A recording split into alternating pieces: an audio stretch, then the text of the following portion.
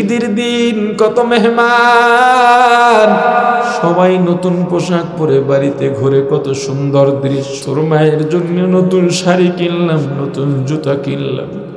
ঈদের নামাজ পড়ে ঘরে ফিরে দেখি তোর মা ঘরে নাই। মাঝের রুমে গেলাম দেখি সেখানেও নাই, কিচেনে গেলাম দেখি সেখানেও নাই। বাবারে দোতলায় উঠলাম, গিয়া দেখি তুই যেই রুমে ঘুমাইতি ওই রুমে বসে তোর কাপড় চোপড় সামনে নিয়ে তোর মা শিশুর মতো চোখের পানি ছেড়ে কাঁদে। বাবারে আমি গিয়া তোর মায়ের সামনে যখন দাঁড়িয়ে বললাম, বিবি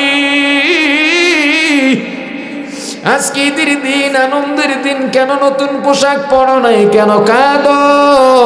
তোর মা আমাকে জড়িয়ে ধরে আরো কান্না বেড়ে গেল। তোর মা ডেকে বলে, রে স্বামী,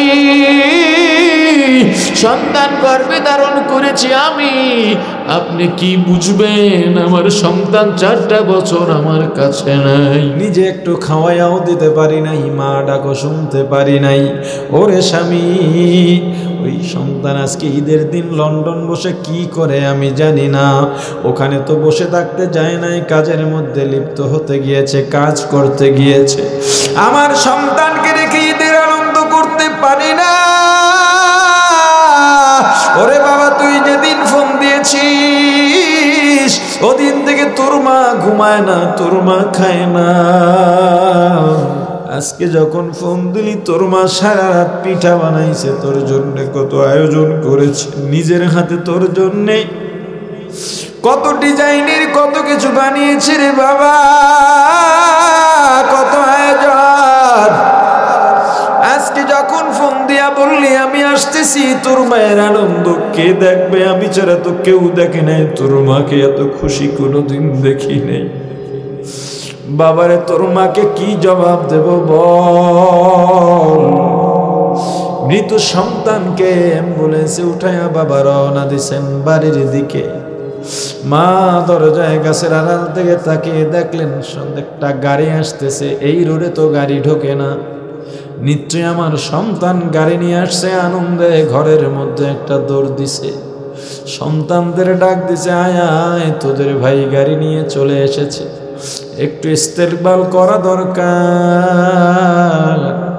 মা নিজেও ফুল নিয়ে অপেক্ষা করতেছে, বোনেরা ফুল নিয়ে অপেক্ষা করতেছে, ভাইয়েরা ফুল নিয়ে অপেক্ষা করতেছে, বরণ করো। বন্ধু বান্ধব সব বাড়ির মধ্যে ভিড় জমাইছে, ফুলের মালা নিয়ে আছো, বন্ধুকে বরণ করবে। গাড়িটা যখন হুইসেল দিয়া বাড়ির মধ্যে ঢুকছে, মা ঘরের মধ্য থেকে চিৎকার দিয়ে লাফ দিয়ে বাহিরে পড়ে বললেন, কপাল কার পুরল,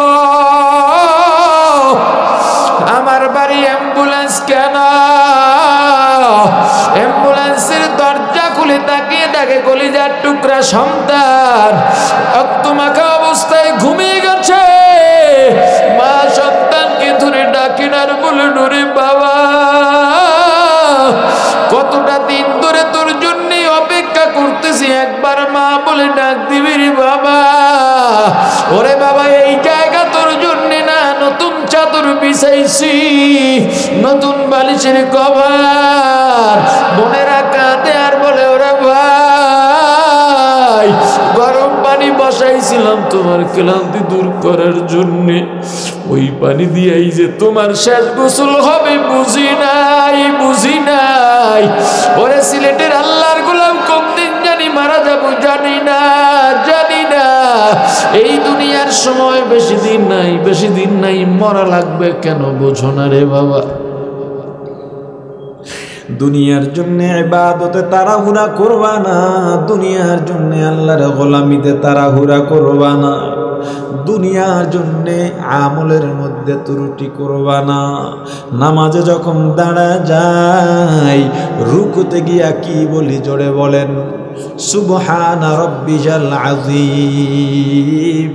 কত মজার ব্যাপার, যখন মানুষ রুকুতে যায় তখন মানুষ এতটাই দুর্বল থাকে, শক্তি থাকে না, কেউ ধাক্কা দিলেও পড়ে যায়।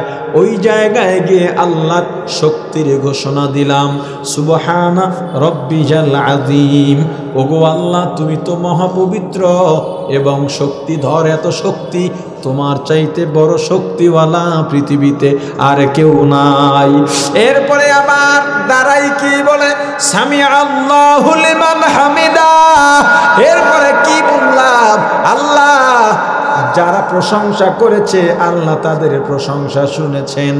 মুক্তাদি কি বলে, রব্বানা লাকাল হামদ, ওগো আমার আল্লাহ আমরা আপনার প্রশংসাই করেছি। এরপরে সেজদায় গিয়ে কি বলি, কত মজার ব্যাপার। আমি রুকুতে গেলাম দুর্বল, আল্লাহকে শক্তির ঘোষণা দিলাম। সেজদায় গেলাম আমি সবচেয়ে জমিনের নিচু হয়ে গেলাম, কারণ মাটির নিচে মাথা আর ঢুকানো যাবে না। এই মাথা মাটির সঙ্গে মিশানোই হলো একেবারে নত হওয়া। সেখানে গিয়ে ঘোষণা দিলাম, সুবহানা রব্বিয়াল আ'লা, ওগো আমার আল্লাহ আপনার পবিত্রতার সঙ্গে সঙ্গে এটাও ঘোষণা দিতেছি আপনি অনেক উঁচু, আমি হলাম নত, আমি হলাম নিচু, আপনি সর্ব উঁচু। রুকু থেকে উঠলাম, প্রশংসা করলাম। এরপরে সেজদায় গেলাম। কেন? সেজদায় গিয়া বান্দার কপাল আর নাক আল্লাহর কুদরতি কদমের মধ্যে রাখা হয়, এটার নাম গোলামি। তখন বান্দার আর আল্লাহর মাঝে কোনো তফাৎ থাকে না, পর্দা থাকে না, এত কাছাকাছি হয়ে যায়। এত কাছাকাছি হওয়ার আর কোনো মাধ্যম নাই বান্দার সঙ্গে আল্লাহর। ওই সেজদায় গিয়া, সেজদা হলো দোয়া করার মুখ্যম জায়গা। ওই দোয়ার আগে আমি আল্লাহর প্রশংসা করলাম। কেন আল্লাহর প্রশংসা করব দোয়ার আগে? এটা আল্লাহ শিখিয়ে দিয়েছেন। সূরাতুল ফাতিহার অনেকগুলো নাম আছে, এর মধ্যে একটা নাম হলো সূরাতুত তালিমিল মাসআলা, আল্লাহর দরবারে দোয়া করার নিয়ম পদ্ধতির সূরা। আল্লাহর কাছে দোয়া কেমনে করব আল্লাহ শিখিয়ে দিয়েছেন। আল্লাহ বলেন, বান্দা আমার কাছে যদি দোয়া করতে হয় সর্বপ্রথম আমি আল্লাহর প্রশংসা করবা। প্রশংসা কেমনে করবা তুমি তো জানো না, এটাও আমি আল্লাহ শিখিয়ে দিলাম। আলহামদুলিল্লাহি রাব্বিল আলামিন।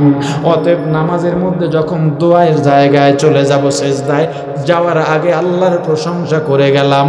এই নামাজের মধ্যে এত সুন্দর কায়দা কানুন, এত সুন্দর আল্লাহর সঙ্গে সম্পর্কের স্টেপ বাই স্টেপে আল্লাহর সঙ্গে সম্পর্ক। ওরে মুসলমান ইমানদার, এজন্যে নামাজের গুরুত্ব বেশি। নামাজে আর কখনো তাড়াহুড়া করা যাবে না। ইবাদত ছেড়ে দৌড় দাও দোকানে, কাস্টমার ছুটে যায়, কার জন্য কাস্টমার ধরে রাখবে তুমি? পাগল মন আমার তুমি কার লাগিয়া করলা রে সুখের ঘর। পাগল মন আমার তুমি কার লাগিয়া করলা রে বাড়ি ঘর। ওপর তলায় বাতি জ্বলে, উপর তলায়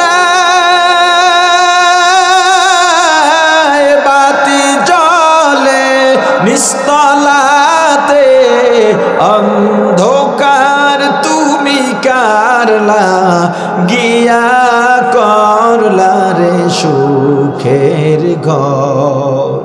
পাগল মন আমার তুমি কারলা গিয়া করলা রে বাড়ি ঘর। ভাই বলো বন্ধু বলো,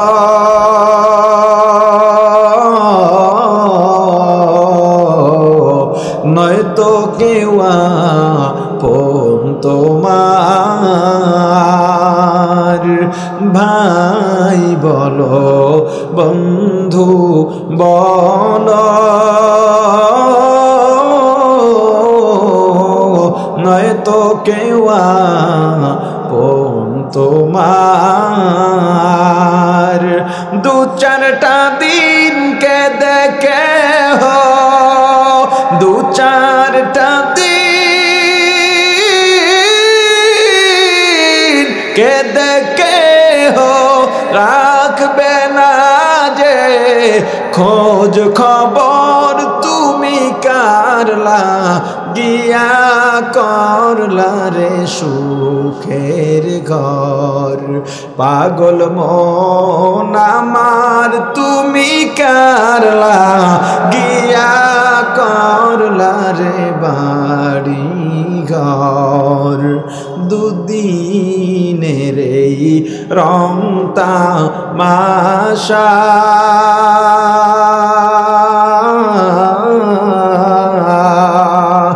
আরো যত স্বপ্ন আশা দুদিনের এই রংতা মাশা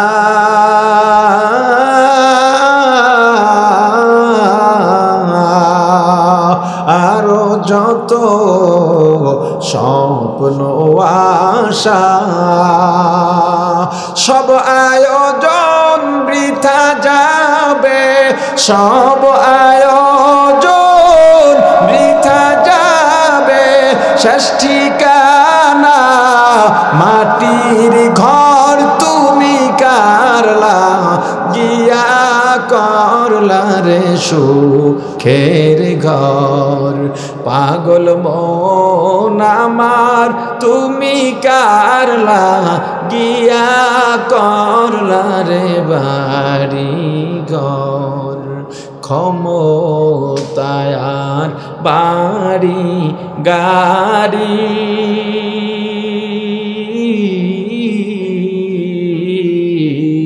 পদ পদবীর বাহাদুরি ক্ষমতায় আর বাড়ি গাড়ি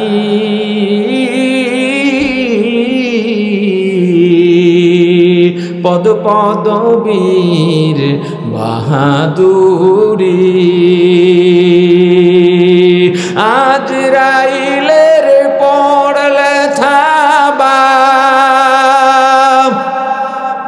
আজরাইলের পড়লে থাবা পাইবা না পথ পালাবার তুমি কারলা গিয়া করলা রে সুখের ঘর।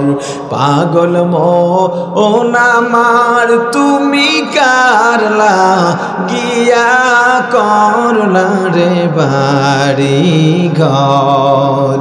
পাগল মন আমার তুমি কারলা গিয়া সাজাইলা সংসার। পাগল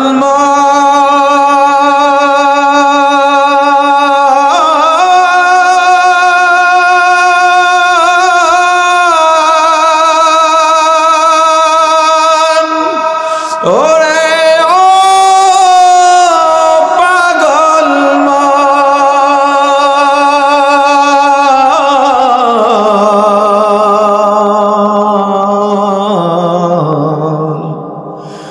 আমার পাগল ইবাদতের মধ্যে তাড়াহুড়ো করো না। যাদের জন্য এত চেষ্টা, যাদের জন্য এত পরিশ্রম, ওরা শুধু তোমার আমার কষ্টের ফল ভোগ করবে, তোমার আমার কষ্টের ভাগী হবে না। আমি যখন মারা যাব ওরা আমার সঙ্গে কবরে যাবে না। আমি যখন মারা যাব 2টা দিন আমাকে দুনিয়াতেও বেশি রাখার জন্যে কাঁদবে না। যেই বিবির সঙ্গে একই বিছানায় সারাটা জীবন কাটিয়ে দিলাম, ওই বিবিও কাঁদবে ঠিক, কিন্তু একবারও বলবে না স্বামীকে 2 দিন দুনিয়ায় রেখে দাও। যেই সন্তানের জন্য এত কামাই করলাম, বাজারে গেলাম মিষ্টি খাইতে মনে চায় খাই নাই, সন্তানের জন্য টাকা জমিয়েছি। ঈদের সময় সন্তানের জন্য আমি কাপড় বানালাম, নতুন কাপড় নতুন জুতা, কিন্তু আমি পুরান কাপড়টা ধুয়ে ইস্ত্রি করে গায়ে দিয়েছি, নতুন বানাই নাই। ওরে আল্লাহর গোলাম, যদি মারা যায় ওই সন্তানও কাঁদবে ঠিক, কিন্তু একবারও বলবে না 5টা দিন দুনিয়ায় রেখে দাও। মুসলমান পরস্পরের সালামের চাইতে বড় দুয়ার নাই, কিন্তু এখন আমরা সালাম পাওয়ার জন্য বসে থাকি। সেদিন এক ভিডিওতে দেখলাম মাহফিলের সভাপতি পাশে বসা, আলোচক ওয়াইজ বক্তা সাহেব এসে বসলেন, সবাইকে সামনে লক্ষ্য করে সালাম দিলেন। সভাপতি সাহেবকে আলাদাভাবে কেন সালাম দেন নাই? মাইক সরায় লাইছে। ওরে বাটপা, এলাকার মাতবর সাহেব দেখছি ইমাম সাহেব নামছে মসজিদ থেকে, অমনে দাঁড়াইছে আইট গেট করে, এমনি এমনি তাকায়, চোখে চোখ পড়ে না, কারণ দেখবে ইমাম সাহেব আগে সালাম দেবে, আমি এলাকার মাতবর না। মাদ্রাসার ছাত্র একটা যায় সালাম দেনে, ছেলে দিকে সালাম দিলে না, কি শিখছ? অথচ তোমার দরকার ছিল তোমার আগে সালাম দেওয়া, কারণ মসজিদের ইমাম তো তাহাজ্জুদ বাদ দেয় না, তুমি তো অক্তিয়ার নামাজই পড়ো না, সওয়াব তো তোমার বেশি দরকার। মসজিদে গিয়ে মুয়াজ্জিনকে ধমকায়, খাদিমকে ধমকায়, ইমামকেও ধমকায়। ফ্যানের মধ্যে ময়লা কেন কেন ধমকায় জানেন? ঘরের মধ্যে বউর সঙ্গে তর্ক লাগছে, ঝগড়া লাগছে, বউর সঙ্গে পারে না জাল মিটা ইমামের লগে। অথচ মসজিদে ঢুকে তুমি যদি একটা ময়লা বাইরে ফেলে দাও, তোমার কলব থেকে আল্লাহ গুনাহ পরিষ্কার করে দেবে। এজন্য বেশি বেশি মসজিদ ঝাড়ু দেবেন, আগে গিয়ে মসজিদ ঝাড়ু দেবেন, খাদেম কোনো কাজেই লাগবে না। হুজুর আপনি বসেন, বহু সওয়াব কামাইছেন, কবেন হুজুর আমরা তো বেতন দিই। আরে মিয়া কয় টাকা দেন আপনি? টাকা দিলেও তার সওয়াব হচ্ছে, টাকা দিলেও সওয়াব হচ্ছে। মুসলমান ইমামদার ঘরের মধ্যে ছবি, ইমাম সাহেব সালাম দিয়ে ঘরের মধ্যে ঢুকেছেন। সালামের মধ্যে তিনটা দোয়া করা হয়, শান্তি, রহমত, বরকত। বন্ধ করো, এই দোয়া পৌঁছে দেওয়ার জন্য ফেরেশতারা আসে। ইমাম সাহেব ঘরের মধ্যে ঢুকছেন, কিন্তু ফেরেশতার ঘরে ঢুকে না, আপনার দোয়া পৌঁছায় দেয় না, ঘরের বাইরে থেকে ফিরে যায়। কারণ আপনার ঘরের মধ্যে নেতার ছবি, বউয়ের ছবি, বাবার ছবি, ছেলের ছবি, পীরের ছবি। ঘরের ছবি থাকলে রহমতের ফেরেশতা যাবে, মূর্তির ছবি থাকলে, মূর্তি থাকলে, কুকুরের মূর্তি, বিড়ালের মূর্তি, ঘর থেকে ছবি নামিয়ে ফেলতে হবে, অফিস থেকে ছবি নামিয়ে ফেলতে হবে, দোকান থেকে ছবি নামিয়ে ফেলতে হবে। কথা বুঝে না? জোরে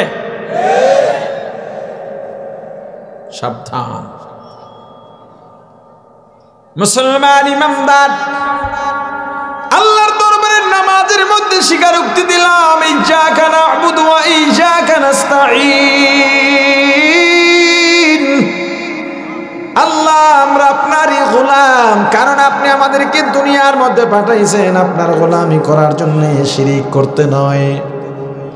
আমরা শিরিক করব না, ইবাদত করব। আহা, কথা বলেন। আমরা শিরিক করব না, ইবাদত করব। আমি আবেদ, আমি আল্লাহর গোলাম, আমার স্লোগান কি হবে? আল্লাহর কাছে আমার কি স্বীকারোক্তি হবে? আল্লাহ শিখিয়ে দিয়েছেন, বান্দা তুমি তো জানবা না, ভুলও বলতে পারো, এজন্য আমি আল্লাহ তোমাকে শিখিয়ে দিলাম। ইন্না সালাতি ওয়া নুসুকি ওয়া মাহইয়ায়া ওয়া মামাতি লিল্লাহ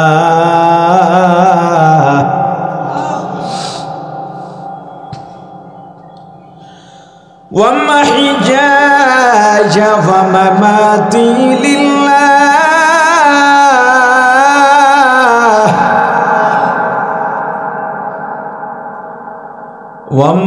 ومحياي ومماتي لله رب العالمين.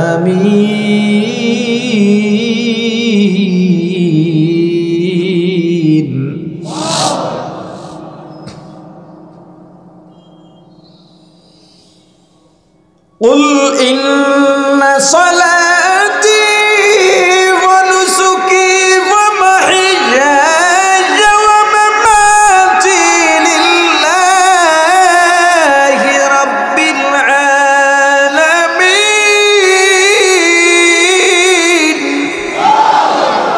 মুসলমানি বুয়াদ গর্দান নিহাদান আইনানে খুদ বদস্তে খাজাদাদান।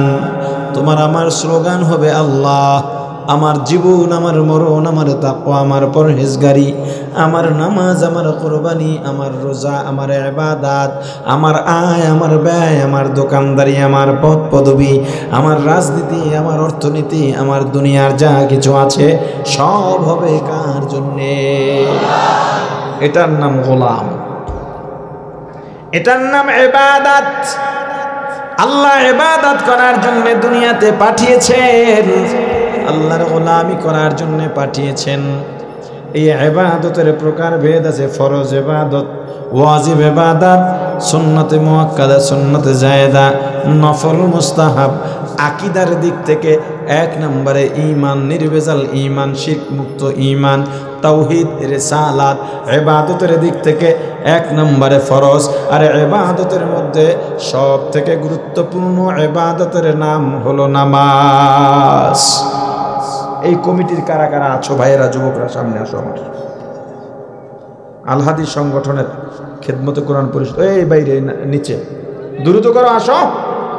যুবকরা কই? সবাই এই খেদমতে কোরআন পরিষদের কারা সামনে, তাড়াতাড়ি তাড়াতাড়ি।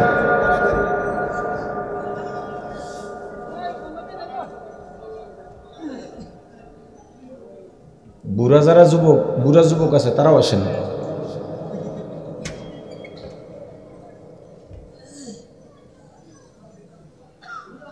দেরি করে কি তার লাগে? তাড়াতাড়ি আনারে বা। মাশাআল্লাহ। কয়জন আপনারা?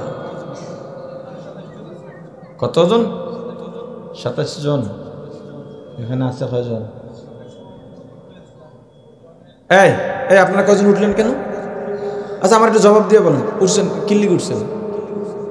একটু কয়া যান, আমিও তো যাবো, আপনি গেলে আমিও যাই, চলেন একটা।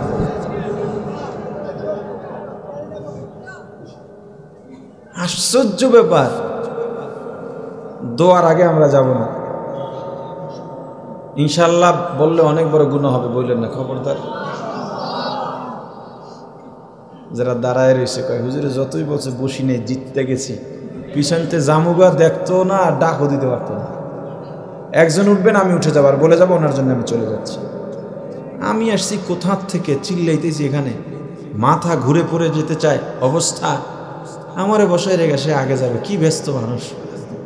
আর আমি ঢাকা যাবো কালকে জুমার পর বয়ান চিটংয়ে, দিন রাতে আবার ঢাকায় 2টা। বুঝতেছেন জার্নিটা কি হবে? ঢাকা যেতে হবে, সেখান থেকে আবার ফ্লাইটে যেতে হবে চিটংয়ে, সেখান থেকে এসে আবার ঢাকায়। এই চাকরির তো মনে করেন অবস্থা খুবই খারাপ। আপনি যাবেন এখানে, বেশি দূরে তো আর যাবেন না, আপনি ওইটা দৌড় দিতেছেন। ইবলিস আপনারা গুতাইতেছে, এটা বুঝতেছি। এবার এই জায়গায় বইয়া থাকলে অবস্থা যা হয়েছে, এখানে একজনে আমিন বললে তার উসিলায় আল্লাহ সবাইরে মাফ করে। আল্লাহ যদি তোরে মাফ করিয়া দেয়, সারা জিন্দগি তোরে নিয়ে কাজ করলাম আমি, আর তুই এক আমিন দিয়ে সব শেষ করে লাবি, হইতো না। ওঠ। আপনাদেরকে দেখেছি, আপনাদের নীতিমালা আছে, নীতিমালার বই আছে, গঠনতন্ত্র, গঠনতন্ত্র একটা বই করবেন, আপনাদের নিয়মকানুন সব থাকবে। এই গঠনতন্ত্রের মধ্যে প্রধান 2টা, আমি এখন 2টা বলে যাই, বাকিগুলো আপনারা যুক্ত করবেন। একটা পরামর্শ দাও, আসেন সামনে আসেন, সেক্রেটারি সাহেব সামনে আসেন। আপনাদের নীতিমালায় গঠনতন্ত্র বাধ্যতামূলক থাকতে হবে খেদমতে কোরআন পরিষদের, আল হাদি খেদমতে কোরআন পরিষদের কোনো সদস্য বেনামাজি থাকতে পারবে না। নামাজ না পড়লে অটোমেটিকলি সদস্যপদ বাতিল হয়ে যাবে। 2 নাম্বার, পূর্ণ সুন্নতি, পূর্ণ দাড়ি লাগবে, অর্ধেক না, পুরাটা লাগবে। আপনারা দিনের দাওয়াত দিবেন, আয়োজন করবেন, আপনাদের মাঝে সুন্নত না থাকলে এরা কেমনে আমল করবে? কি খারাপ কথা বললাম নাকি? হ্যাঁ। আর একটা পরামর্শ, আপনারা এই পরিষদের ব্যানারে মাঝে মাঝে খেদমতে খালক, সেবামূলক কিছু কাজ করবেন। এই যে এখন শীত চলতেছে, কত মানুষ আপনার তো লন্ডনের কম্বল গায়ে দিয়ে ঘুমান, ঘরে আরও 5টা পড়ে আছে, কাজে লাগে না। কত মানুষ, কত ছোট ছোট ছেলে মেয়ে একটা নর্মাল কম্বলও পাচ্ছে না। যারা ত্রাণ দিচ্ছে 150 টাকা 200 টাকার কম্বল দিচ্ছে, তাতেও কিছু হচ্ছে না। আপনারা তাদেরকে আলহামদুলিল্লাহ আমি বলে গেলাম আর কি, এটা করবেন, আল্লাহ কবুল করেন, এজন্যই ডাকছি। ঠিক আছে, শুক্রিয়া। এরা প্রতি বছর আয়োজন করবে, আর আপনারা ইনশাআল্লাহ খুব ভালোভাবে বিরোধিতা করবেন। ঠিক আছে, তো কি করবেন? অর্থ হলে অর্থ দিয়া, অর্থ না থাকলে শ্রম, শ্রম না থাকলে পরামর্শ, সেটাও না পারলে ঘরে বসে দোয়া করবেন। পারা যাবে নি? জোরে খুক্কা, আল্লাহ কবুল করেন। আরো জোরে মাশাআল্লাহ। ইবাদতের মাঝে সবচেয়ে দামি গুরুত্বপূর্ণ ইবাদত হলো নামাজ। এই বয়ানটা করার আগে জন্য তাদেরকে ডাকলাম। নামাজ এত গুরুত্ব কেন? নামাজ এত দামি কেন? নামাজে বান্দা যখন সেজদায় যায়, বান্দা এত আল্লাহর কাছাকাছি হয়ে যায়, আল্লাহ আর বান্দার মাঝে কোনো পার্থক্য, পর্দা থাকে না। নামাজে কেমনে দাঁড়ায়, তাকবীরে তাহরিমায় আল্লাহু আকবার বলে দাঁড়িয়ে যাই। নামাজ এত গুরুত্ব কেন? নামাজের মধ্যে সেজদা আছে। কি আছে? জোরে সেজদা আছে। এই সেজদা মানুষ নত হওয়ার সর্বশ্রেষ্ঠ মাধ্যম হলো সেজদা। একটা মানুষ দাঁড়ানোর থেকে নিজের মাথা মাটিতে মিশিয়ে দেয়, এর চাইতে বড় নত হওয়া আর কিচ্ছু নাই। এজন্য আল্লাহ নামাজকে এত গুরুত্ব দিয়েছেন। সেজদা আল্লাহর কাছে অনেক পছন্দের। ইবলিস আল্লাহর হুকুম মেনে সেজদা দেয় নাই, আল্লাহ চিরজন্মের জন্য বিতাড়িত করে দিয়েছেন। ইবলিসও সেজদা দেয় নাই, আপনিও সেজদা দিচ্ছেন না। বলেন ইবলিস আর আপনার মাঝে ব্যবধানটা কোথায়? সেজদা দেওয়া লাগবে কি লাগবে না? পীরের পায়, নেতার পায়, কবরে কাকে? আরো জোরে কাকে? কি দেব? কেমনে? নামাজের মাধ্যমে। কিসের মাধ্যমে? নামাজের মাধ্যমে। তাকবীরে তাহরিমা আল্লাহু আকবার বলে যখন হাত বাঁধি, তাকবীরে তাহরিমা কাকে বলে? যেই তাকবীরের মাধ্যমে দুনিয়ার সব কিছু হারাম করে দেওয়া হয়।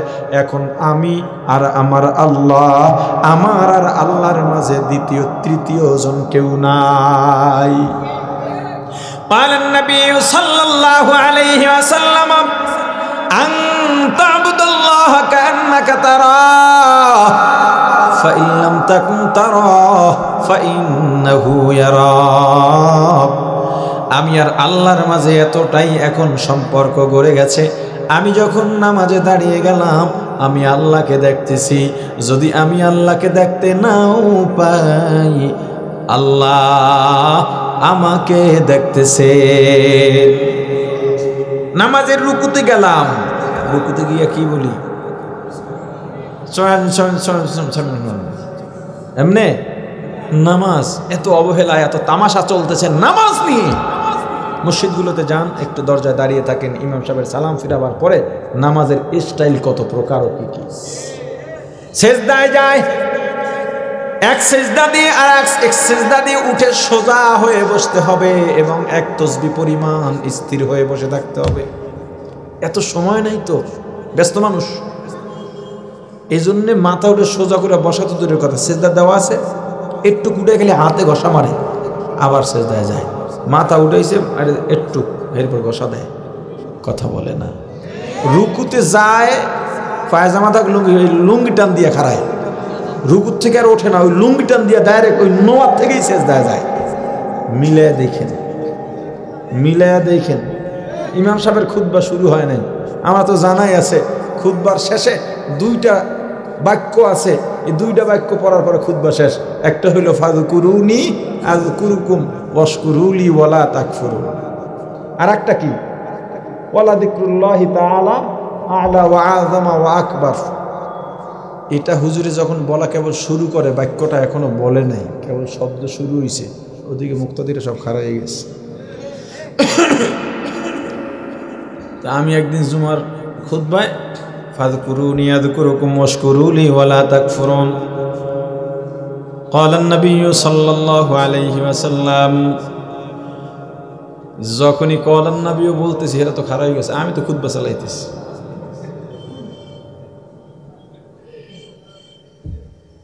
একটু শান্ত হন না, একটু ধৈর্য ধরেন। ইবাদতে এত তাড়াহুড়া কেন করেন? আপনি তো আল্লাহর গোলাম, আমি তো আল্লাহর গোলাম। ইবাদতে তাড়াহুড়া করা যাবে না। কার জন্য নামাজ ছেড়ে এত তাড়াহুড়া করে দৌড় দিচ্ছেন? কার জন্য দৌড় দিচ্ছেন? মাথার ঘাম পায়ে ফেলে, গায়ের রক্ত পানি বানিয়ে, না ঘুমিয়ে না খেয়ে কার জন্য কামাই করেন? সন্তান? কে সন্তান আপনার? স্ত্রী? কে সে? আপনার স্ত্রীর সঙ্গে আপনার পরিচয় কতদিনের? বিয়ের বয়স যতদিন, আপনার সন্তানের সঙ্গে আপনার বয়স, আপনার সম্পর্ক কতদিনের? সন্তানের বয়স যতদিন। একবারও চিন্তা করেন না, এই মুহূর্তে যদি মারা যায়, এই যে সম্পর্ক ছিন্ন হলো, সারা জীবনেও আর সম্পর্কের জোড়া লাগবে না। বোঝে না, ঘর সাজায়। আয় রে পাগল, তুমি ইবাদত ছেড়ে দৌড় দাও দোকানে, কাস্টমার ছুটে যায়, কার জন্য কাস্টমার ধরে রাখবে তুমি? পাগল মন আমার, তুমি কার লাগিয়া করলা রে সুখের ঘর? পাগল মন আমার, তুমি কার লাগিয়া করলা রে বাড়ি ঘর? উপর তলায় বাতি জ্বলে, উপর তলায় বাতি জ্বলে, নিস্তলাতে অন্ধকার, তুমি কারলা গিয়া করলা রে সুখের ঘর? পাগল মন আমার, তুমি কারলা গিয়া করলা রে বাড়ি ঘর? ভাই বলো, বন্ধু বলো,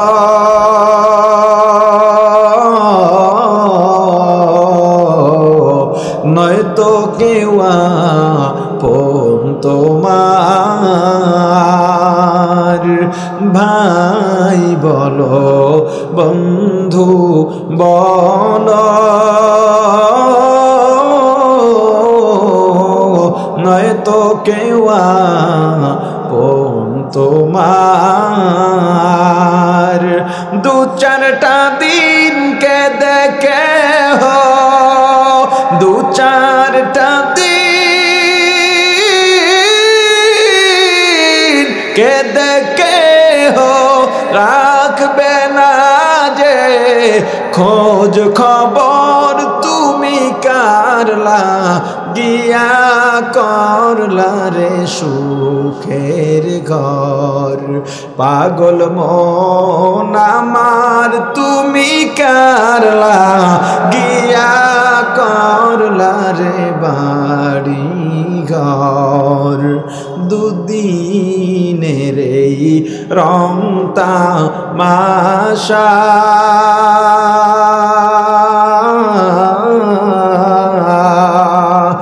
আরো যত স্বপ্ন আশা, দুদিনের এই রং তামাশা,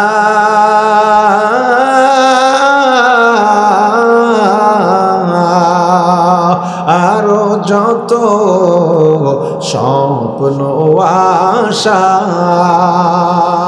সব আয়োজন বৃথা যাবে, সব আয়োজন বৃথা যাবে, শেষ ঠিকানা মাটির ঘর তুমি কারলা গিয়া করলা রে সুখের ঘর পাগল মন আমার তুমি কারলা গিয়া করলা রে বাড়ি ঘর ক্ষমতায় আর বাড়ি গাড়ি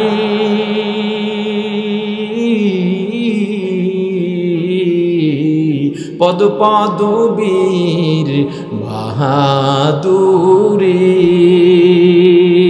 ক্ষমতায় আর বাড়ি গাড়ি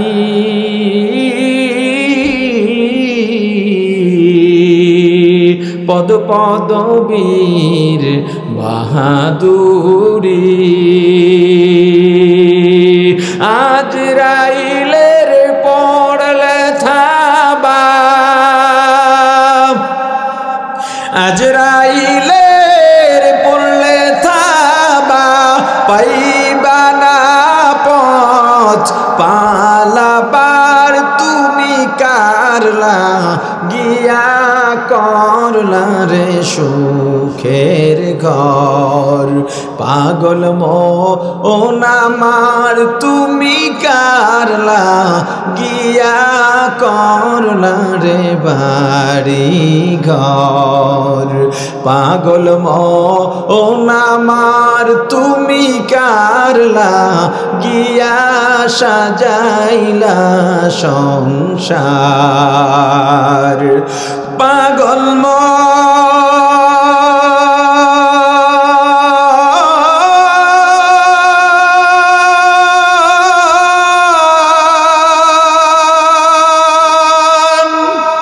ওরে ও পাগল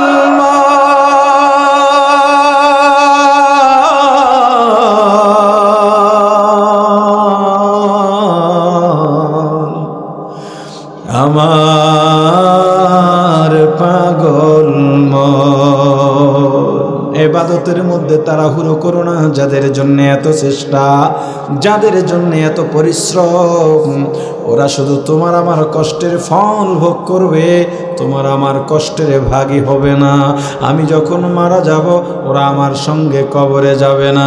আমি যখন মারা যাব 2টা দিন আমাকে দুনিয়াতেও বেশি রাখার জন্যে কাঁদবে না। যেই বিবির সঙ্গে একই বিছানায় সারাটা জীবন কাটিয়ে দিলাম, ওই বিবিও কাঁদবে ঠিক, কিন্তু একবারও বলবে না স্বামীকে 2 দিন দুনিয়ায় রেখে দাও। যেই সন্তানের জন্য এত কামাই করলাম, বাজারে গেলাম মিষ্টি খাইতে মনে চায়, খাই নাই। সন্তানের জন্যে টাকা জমিয়েছি, ঈদের সময় সন্তানের জন্যে আমি কাপড় বানালাম, নতুন কাপড়, নতুন জুতা, কিন্তু আমি পুরান কাপড়টা ধুয়ে ইস্ত্রি করে গায়ে দিয়েছি, নতুন বানাই নাই। ওরে আল্লাহর গোলাম, যদি মারা যায় ওই সন্তানও কাঁদবে ঠিক, কিন্তু একবারও বলবে না 5টা দিন দুনিয়ায় রেখে দাও। মুসলমান ইমানদার, সন্তান লন্ডনে চলে গেছে, 4 বছর হয়ে গেছে, সিলেটে আসে না। বাবার কাছে 4 বছর পরে রমজান মাসে সন্তান ফোন করলো, বাবা এবারের রমজানের ঈদ আমি সিলেটে আখালিয়ায় তোমাদের সঙ্গে করব কি না? এবার ঈদের নামাজের জামাতে বাপ পুত্র এক হয়ে যাব। সন্তান আবার বলে দিয়েছে, বাবা যেই যেই ঈদের বাজার বিদেশ থেকে নেওয়া যায়, বাংলাদেশের দুধের মধ্যে ভেজাল, বাংলাদেশের অমুকের মধ্যে ভেজাল, আমি এগুলো নিয়ে আসব। সন্তান ঈদের কাছাকাছি সময় ঢাকা এয়ারপোর্টে নেমে ফোন দিছে, বাবা আজকে আমি নাইটে উঠলাম, সাহারি তোমাদের সঙ্গে আমি আখালিয়া গিয়ে খাবো। খবর পেয়ে মা ঘুমায় না, বাবা ঘুমান না। মা সন্তানের জন্য হরেক রকম পিঠা বানাইতেছেন, সে কি আনন্দ। 4 বছর পরে সন্তান আসবে, বাবা যায় না মাঝে বসে গেছেন, সন্তানের জন্য দোয়া করতেছেন, ঘুমাইতে চাইলেও ঘুম আসে না, এতটা আনন্দ। সাহারির শেষ সময় সন্তানের কোনো খবর নাই। সাহারি খায় ফজরের নামাজ পড়ে দরজা খুলে পথের দিকে তাকিয়ে অপেক্ষা করতেছে সন্তান আসবে। সকাল 8টা-9টা বেজে গেল। সন্তানের মা বাবাকে ডাক দিয়া বলে, স্বামী রে, সন্তান সাহারি খাওয়ার কথা এখনো কেন এলো না? সন্তানের বাবা ডেকে বলে, বিবি টেনশন করো না, ঈদের সময় যানজট থাকতে পারে। সন্তানের মা আবার কাজের মধ্যে লেগে গেলেন সন্তানের বাবার আশ্বাসে সান্ত্বনায়। সকাল 11টা বেজে দুপুর এলে গেল, দুপুর 12টা বেজে গেল। সন্তানের বাবা ঘর থেকে নেমে বাইরে বের হইয়া ডানে বামে পায়চারি করতেছে। এবার তার মনটাও ভালো লাগে না। সন্তানের কাছে ফোন লাগাইছে, রে সন্তান কোথায় আছে জানার জন্য, কিন্তু ঋণ হয় কেউ রিসিভ করে না। কিছুক্ষণ পরে রিসিভ হলো, সালাম দেওয়া হলো, সালামের কণ্ঠ পরিচিত নয়। সন্তানের বাবা সালামের জবাব দিয়া বলে, বাবা তুমি কে? এটা তো আমার সন্তানের কণ্ঠ নয়। ওপার থেকে জবাব দিয়া বলে, আমি আপনার সন্তান না। মোবাইলটা রাস্তার মধ্যে পেলাম। আপনার সন্তান যেই গাড়িতে সিলেটে রওনা দিয়েছিল, ওই গাড়িটা সিলেটে পৌঁছতে পারে নাই। পথিমধ্যে দুই গাড়ির মুখোমুখি সংঘর্ষে খাদের মধ্যে পড়ে গেছে। অনেকগুলো মানুষ মারা গেছে, যুবকও আছে। হে মোবাইলওয়ালার বাবা, তাড়াতাড়ি এসো বাবা, দেখো যারা মারা গেছে তাদের মধ্যে যুবকও আছে। তোমার সন্তান এই কাতারে আছে কিনা? বাবা একটা চিৎকার দিয়া দৌড় দিছেন। ভেতর থেকে মা তাকিয়ে দেখেন স্বামী আমার দৌড়ায়, তার মানে সন্তান আমার কাছাকাছি চলে এসেছে। ছেলে মেয়েদের ডাক দিয়েছেন, কে কোথায় তোরা তাড়াতাড়ি এদিকে আয়। হে মেয়েরা, তোদের ভাই কাছাকাছি চলে আসছে। বিছানার চাদর বিছা, নতুন বালিশের কভার লাগা। একজন গিয়া যা তাড়াতাড়ি পানি গরম দে, কারণ সফরের পরে গরম পানি দিয়া গোসল করলে ক্লান্তি কেটে যায়। ছেলে মেয়েদের কাজে লাগায় মা বাড়ির দরজায় চলে গেছে। গাছের আড়াল থেকে পথের দিকে তাকিয়ে আছে। এদিকে বাবা স্পটে গিয়ে দেখেন অনেকগুলো লাশ সাদা কাপড় দিয়া রাস্তার পাশে ঢেকে রাখা হয়েছে। কৌতূহল নিয়ে একটা একটা মাথার উপর থেকে কাপড় উঠানোর চেহারার দিকে তাকান। হঠাৎ তাকায় দেখে কলিজার টুকরা সন্তান লাশের মিছিলে শামিল হয়ে গেছে। ওরে মুসলমান ইমানদার আল্লাহর গোলাম, হে সিলেটের যুবক ভাই, মোটর সাইকেল নিয়ে বের হয়েছো, তোমার কত স্বপ্ন, কত পরিকল্পনা, তুমিও জানো না সামনে আজরাইল দাঁড়ায় রইছে। বরগুনার লঞ্চে যারা উঠল, ওদের কত স্বপ্ন ছিল, কত সাধনা ছিল, কত পরিকল্পনা ছিল।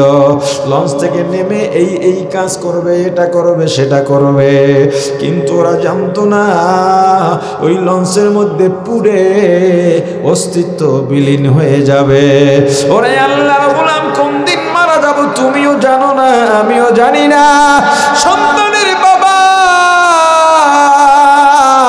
চিৎকার দিয়ে কাঁদেন আর বলেন, ওরে বাবা, হাতের মধ্যে ঈদের বাজার শক্ত করে ধরা আছে।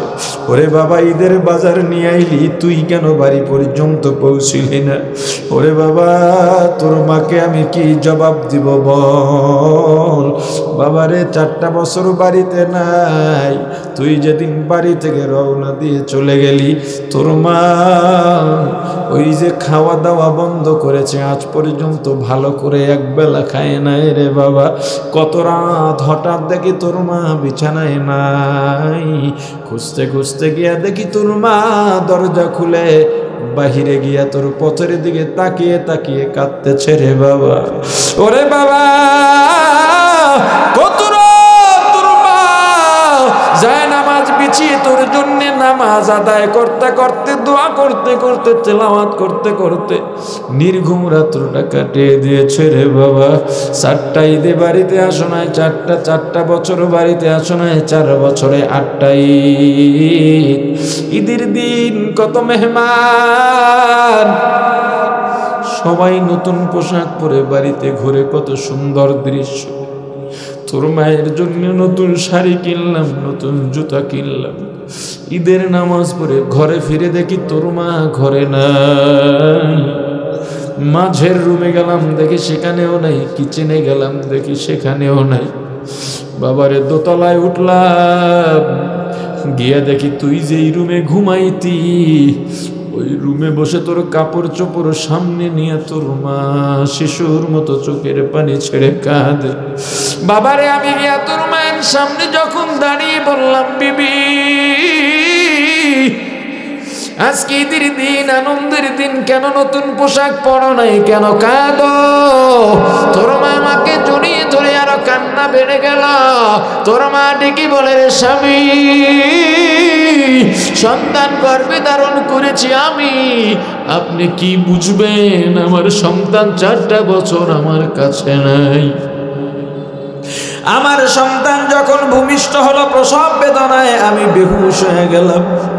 গর্ভের বয়স যখন 8-9 মাস হয়ে গেছে, মাঝে মাঝে এত জোরে লাথি মারতো আমার মনে হয় মরেই যাব অবস্থা হতো ব্যথায়। আমার সন্তান যখন দুনিয়াতে এলো আমার এত কষ্ট আর কোনোদিন হয় নাই। কিন্তু আমার সন্তানের দিকে যখন তাকাইলাম আমার জীবনের সমস্ত কষ্ট দূর হয়ে গেছে।